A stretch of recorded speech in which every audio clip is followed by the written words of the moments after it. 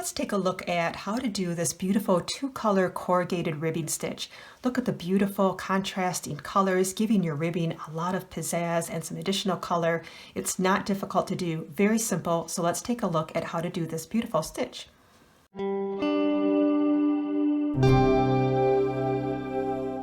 Okay, let's get started on this two-color 1x1 ribbing, the corrugated ribbing, to show two colors. I'm using my new colors here of rust and gray.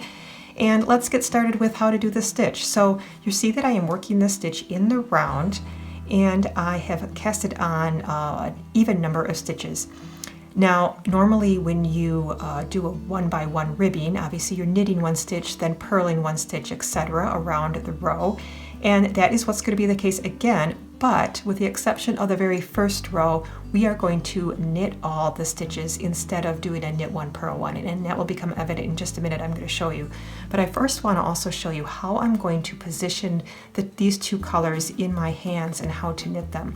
I find it's best when I'm working with two colors at the same time that I put one color in my left hand, the working yarn in my left hand, and I put the other color in my right hand. So basically I'm knitting the rust stitches continental style and the gray stitches English style.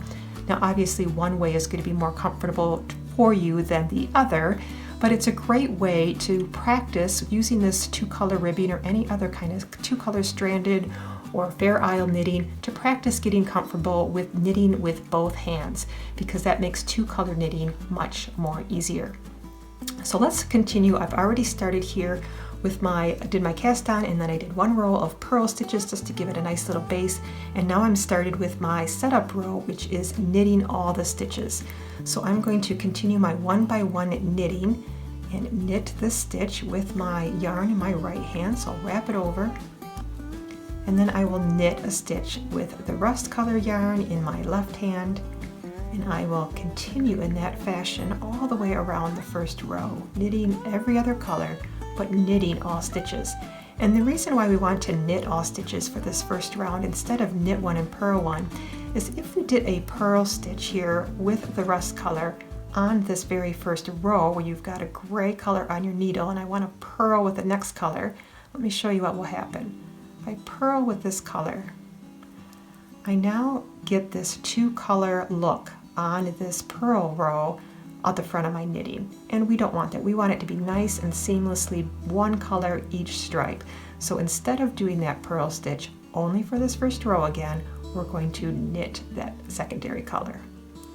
So let's continue knitting every other color all the way to the end of the row, and then we will continue with our 1x1 ribbing. All right, let's continue on to round number 2. I've completed round 1 where I knitted all the stitches. Now it's time to switch over to a 1x1 ribbing where we're knitting the first stitch and purling the second stitch all the way around.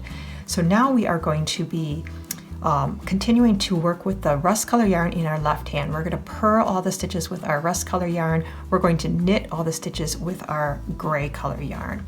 So let's get started on row 2. The first stitch is gray, so we're going to knit that stitch with our working yarn in our right hand. We're going to knit, and we're going to keep both yarns behind our needle in back. Now we're going to bring our rust color yarn to the front to get ready to purl the rust color, the secondary color. With my left hand, I will purl that stitch and then move the yarn back to the back so that we can knit the next stitch. Your gray yarn is staying in the back the whole time, but you're switching your rust color to the front for purling. Now you're getting it out of the way in the back while you knit the next gray stitch. And we'll just continue that around and around, continuing to work with both colors, one in each hand, knitting one, and then purling the other with the yarn in front.